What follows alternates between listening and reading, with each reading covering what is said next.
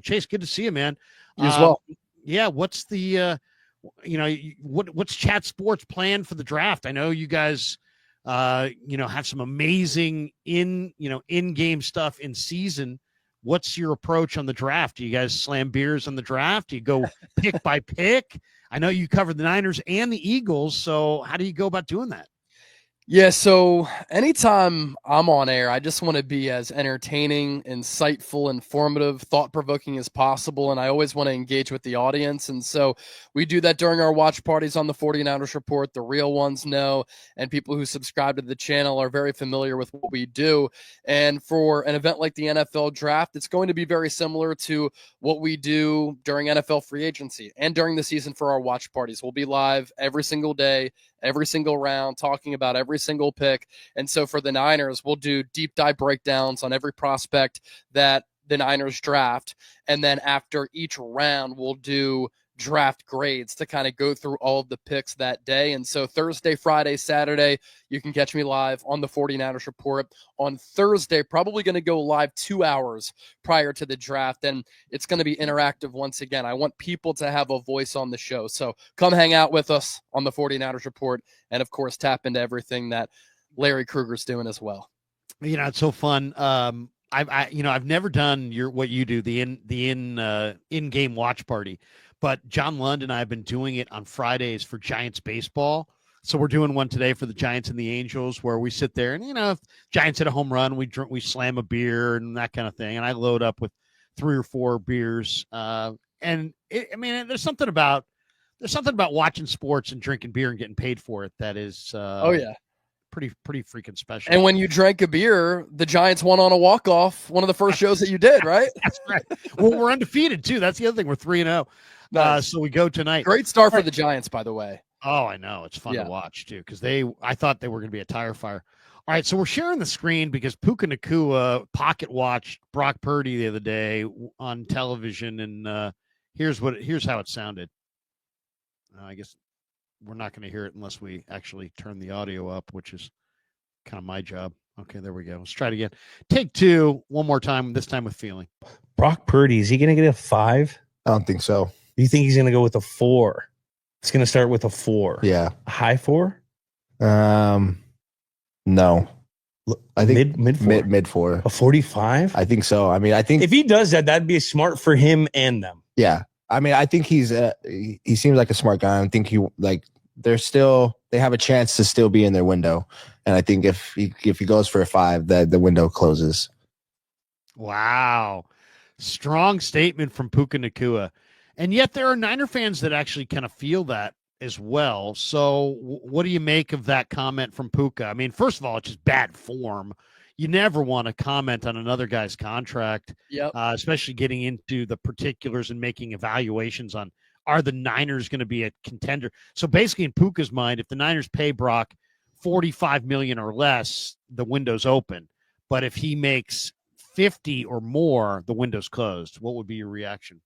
Well, you took the words out of my mouth because there's that saying out there, you never mess around with another man's pockets. And so bold for Puka Nacua to say that. And he said some interesting things a couple of times this offseason. A few weeks ago, he had said, once I get to 30 years old, I kind of want to retire. And I was like, okay, that's head scratching because he's looking for a contract extension soon as he enters into year 3. And so the Rams are just going to say, okay, we're going to give you this contract extension now.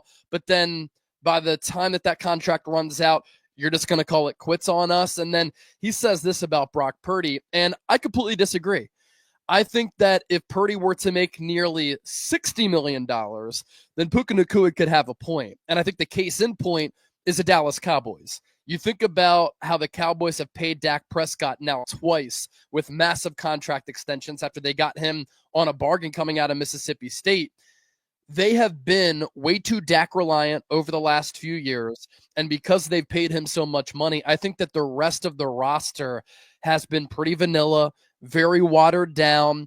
And Dak is not a quarterback who you want dropping back 35 to 45 times. When he was on that rookie contract, when he took over for Tony Romo, when were the Cowboys at their best? when they had a great offensive line in front of them with a couple of future Hall of Famers, when they had Ezekiel Elliott, and when they had some good wide receivers, they had a good tight end, and they had a really good defense. But then the Cowboys, after Dak Prescott's rookie contract, gave him the first contract extension, and then last year paid him around $60 million. That team has been top heavy. And you've seen it where the Cowboys have had good seasons in the regular season where they've won a lot of games, but then in the playoffs, they don't have a lot of talent. They don't have a lot of depth, and they lean on Prescott too much where they become a too pass-happy team. And so in that case, I think that it's impacted the Cowboys as far as their Super Bowl chances when Prescott's making a ton of money, especially now at $60 million. But if the 49ers can pay Purdy between 50 and 55, I think that's a win for Purdy. I think it's a win for the Niners. He still becomes a top 10 highest paid quarterback in the NFL, which he deserves because he's played at a top 10 level since he became the starter in 2022. But with the increasing salary cap, if you're at 50 to 55 down the road, if Purdy plays throughout the duration of that contract, like he did in 2023, when he was top 5 in MVP voting, that contract could end up being a bargain. It still allows you to build out the rest of your roster. The Niners have an opportunity to do that in the next 2 drafts when they are loaded with great draft picks, including a lot of picks inside the first 4 rounds and inside the top 100. And I think that it's a win for Purdy when he gets that deal. It's a win for the Niners because they can also continue to build a quality football team around Purdy. And you look at a team like the Eagles, right? Couple of years ago, after they made it to Super Bowl 57, they paid Jalen Hurts more than $50 million per year. And they've still had a great roster with a lot of depth, high-level talent. A lot of players have been paid top dollar. A.J. Brown, Devontae Smith, Dallas Goedert, Lane Johnson, Jordan Mailata, Landon Dickerson, some defensive players as well, and they just won a Super Bowl. And how did they win a Super Bowl? Playing complementary football. The Niners can pay Purdy between 50 to 55 and still play complementary football and still afford a lot of talent, especially if they draft well. And so I disagree with Puka in saying if he makes 50 plus, the Super Bowl window is closed. I agree with Puka if he changed that number to if Purdy was making 60, then I would have some reservations about that contract. You know, I kind of feel that, very similarly. I mean, I do find it very interesting that, okay, so you're going to take your quarterback from 900,000 to, 50 or 60 times that. That in and of itself is the big move. Yeah. Whether he gets paid 45 or 50 or 55 or 60. I mean, it's like, yeah, I get it. The more he gets paid, the less money you have to spend everywhere else. But the big change, I mean, I would, if he came out and said, you know what, I don't think the Niners can win, paying Brock Purdy, the going rate. Instead, he's like differentiating between paying him a contract in the 45 million AAV as opposed to paying him a contract in the 50 million AAV. And I just think it's negligible difference. I mean, Yeah. we're talking, it's not a huge significant difference. Now, I agree with you. Dallas put themselves in kind of a pickle with the Prescott, and I would like to pay Purdy less than 55 million and not get to 65 million. But the big change is going from 900 grand to 50 million at all, or even if it was 45 million.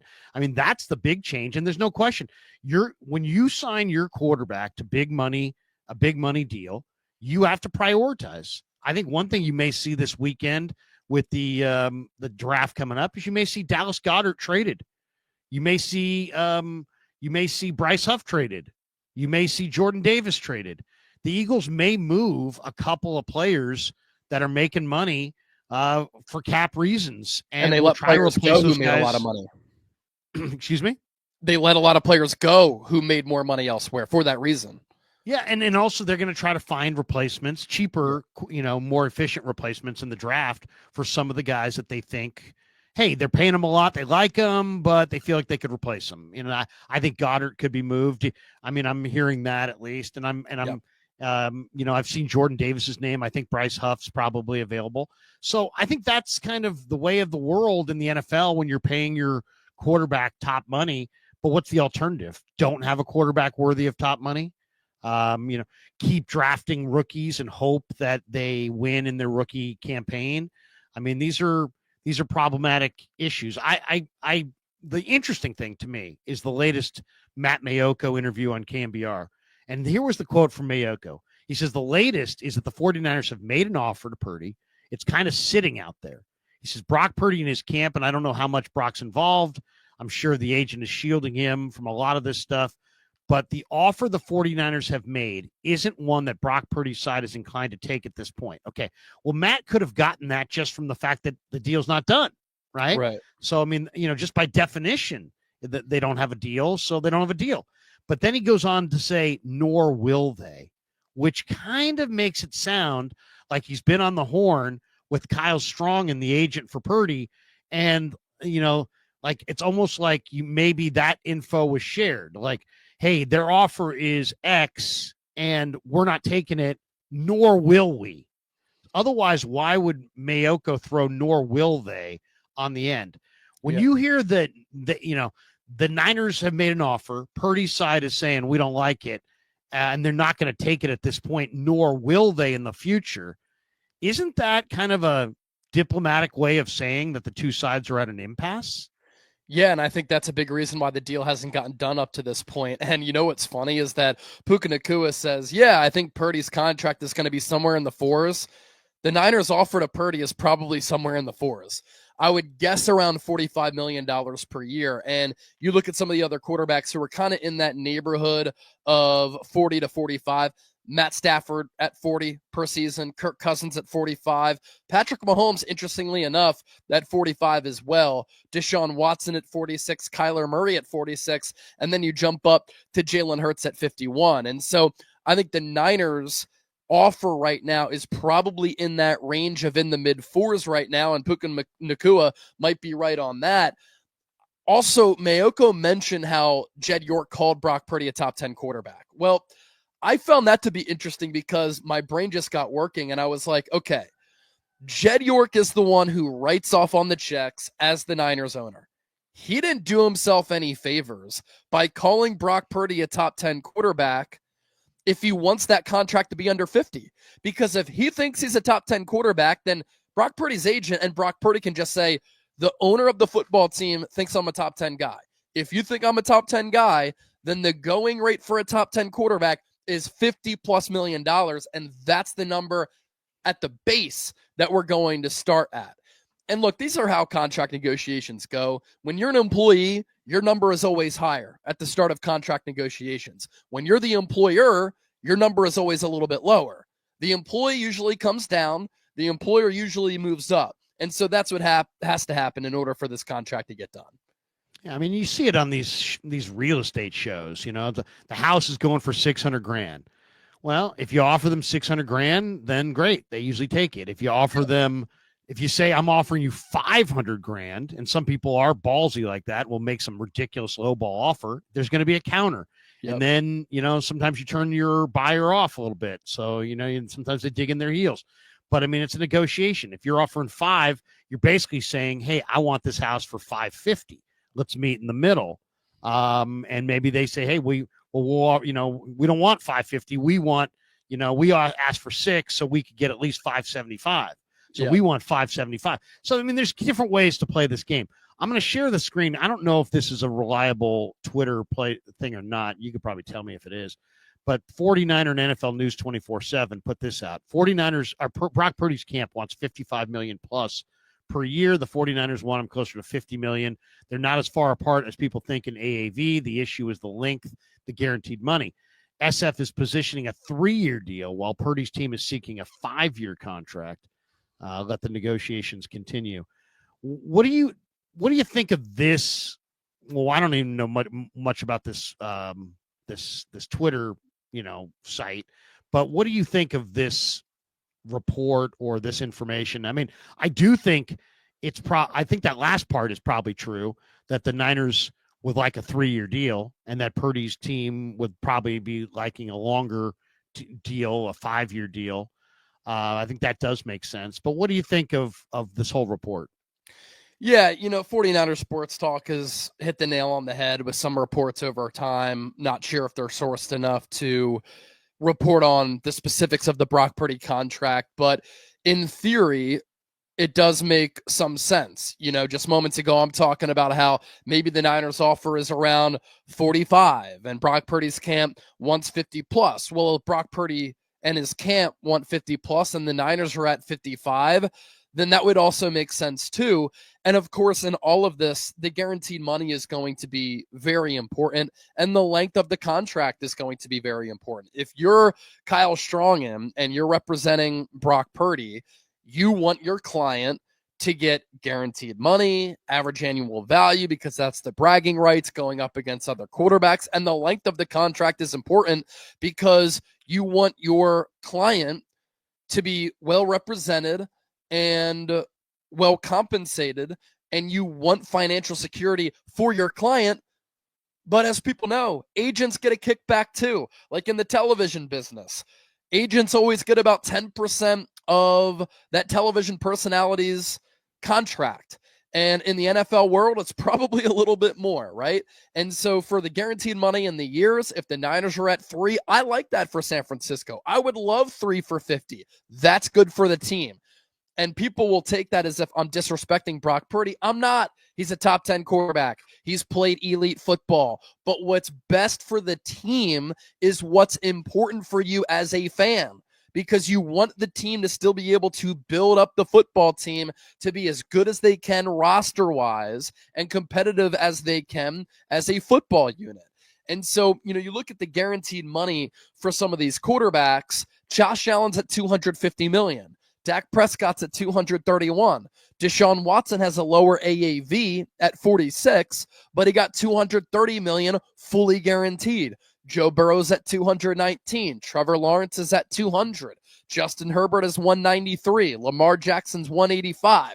Jalen Hurts is 179. Jared Goff is at 170. Tua is at 167. Jordan Love is at 160.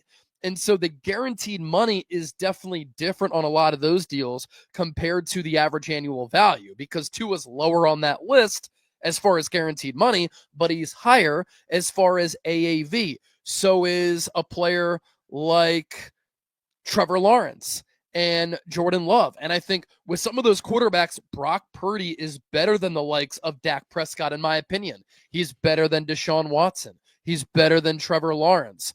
He's been better than Justin Herbert. He's been better than Jared Goff. He's been better than Tua, Jordan Love. Kyler Murray is in that list at 46 per year and 160 in total guaranteed money. And again, this circles back to it being a part of the contract negotiations, right? The back and forth.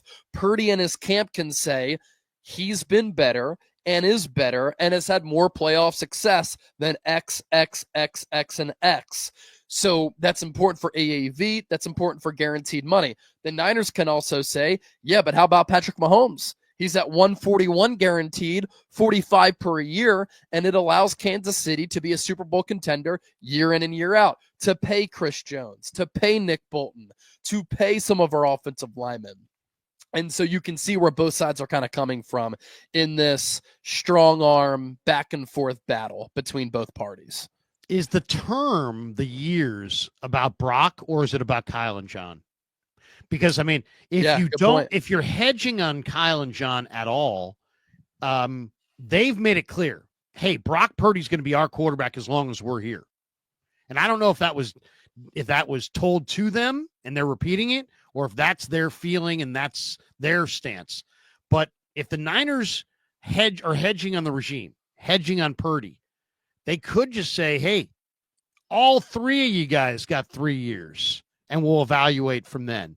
I kind of feel like the Niners want to have a clean break and the flexibility to pivot off of Lynch and Shanahan and Purdy if things go south. If the next 2 years, the Niners win 5 games and 6 games, and the whole thing just backslides and they don't hit in the draft and they're not a contender and they're not looking, they're further and further and further away.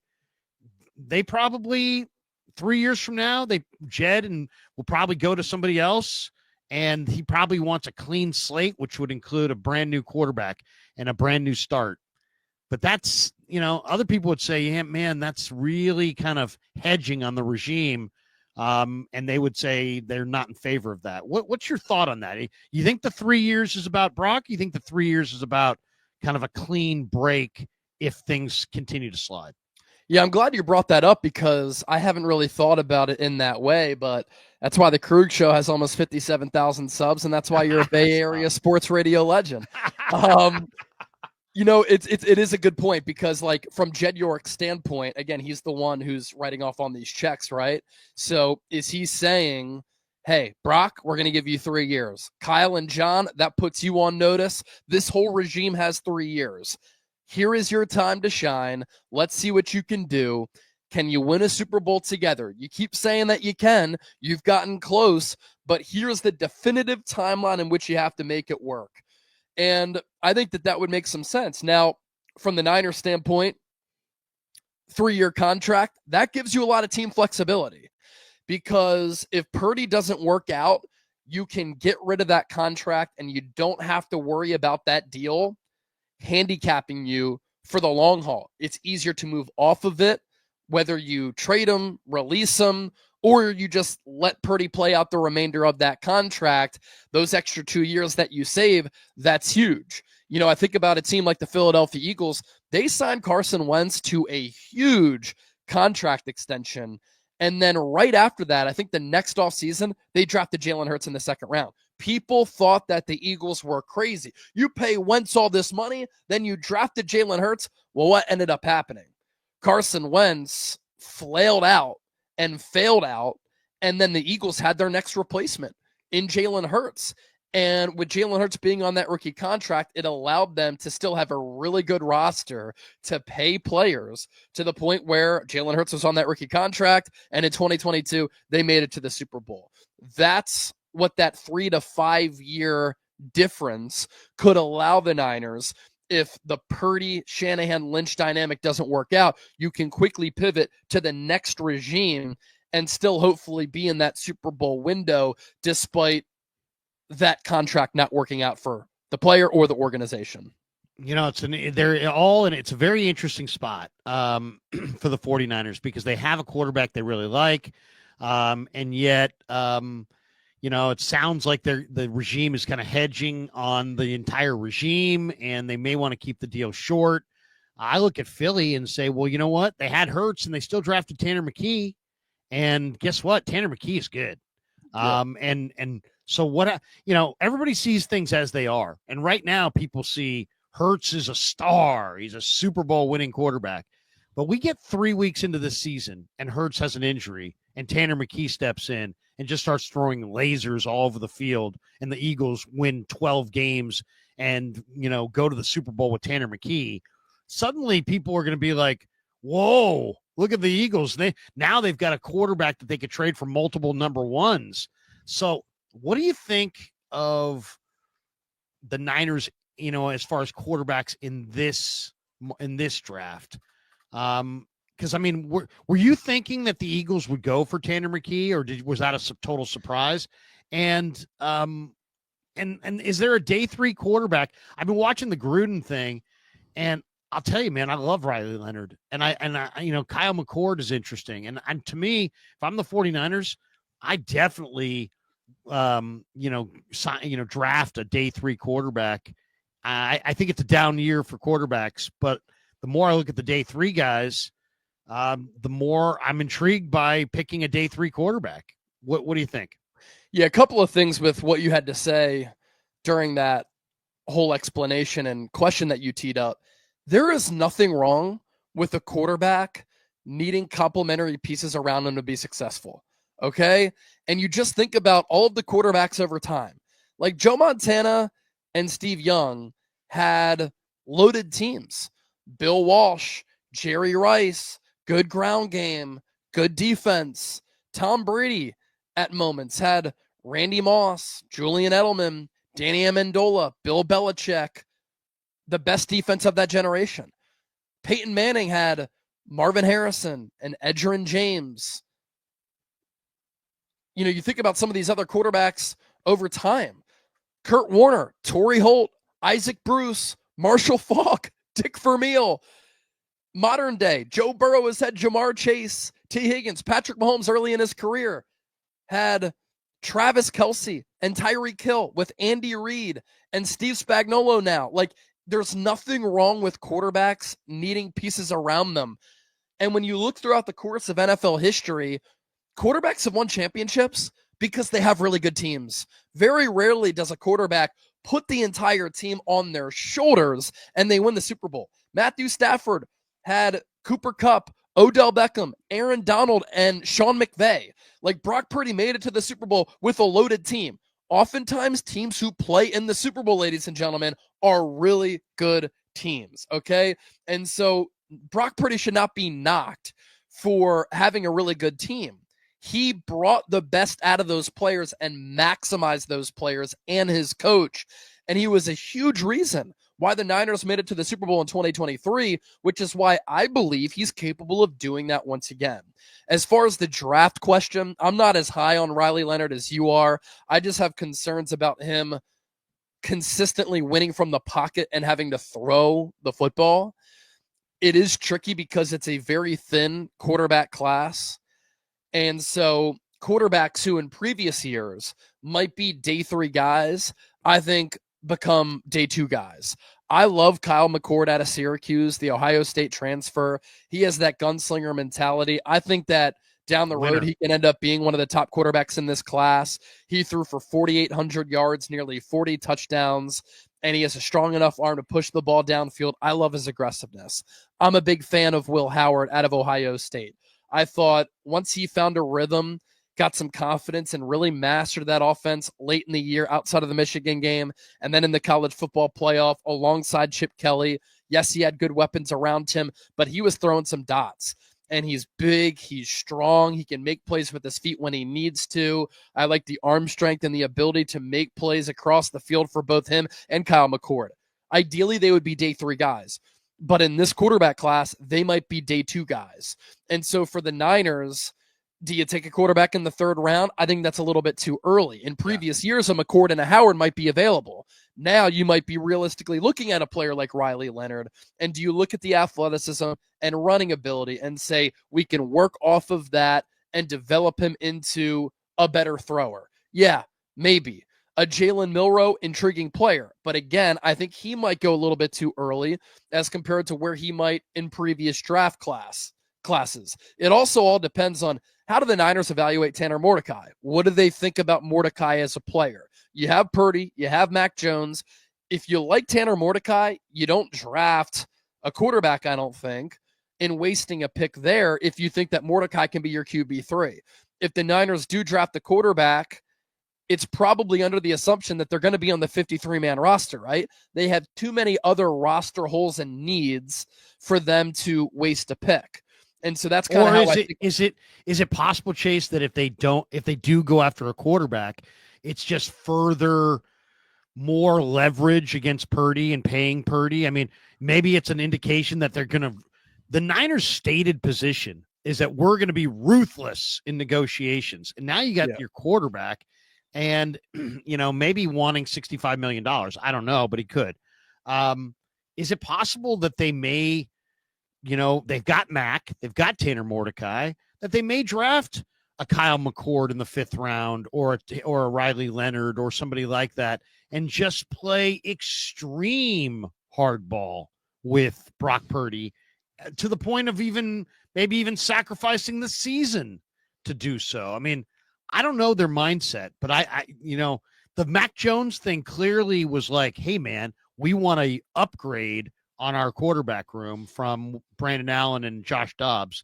But how, if they go for Brock Purdy's 25 years old, if they really invest any significant draft capital at all in a quarterback, that might be viewed as just like, we're not giving in and we're going to go to the mattresses on this Purdy negotiation. What do you think? You think they're just going to say, we're getting our price no matter what, season be damned? Well, I think your question depends on where the Niners draft that quarterback. If the Niners draft a quarterback in the 2nd or 3rd round, it's like, oh shit, what's going to go what's going to happen with these Brock Purdy contract negotiations. If you take a McCord or you take a Will Howard, two experienced college players, you sign Mac Jones, is that a sign that there could be choppy waters with these Brock Purdy contract negotiations? I think so. If you take a Riley Leonard in the 6th or 7th round, I don't think that's a telling mark of where these Purdy negotiations are going.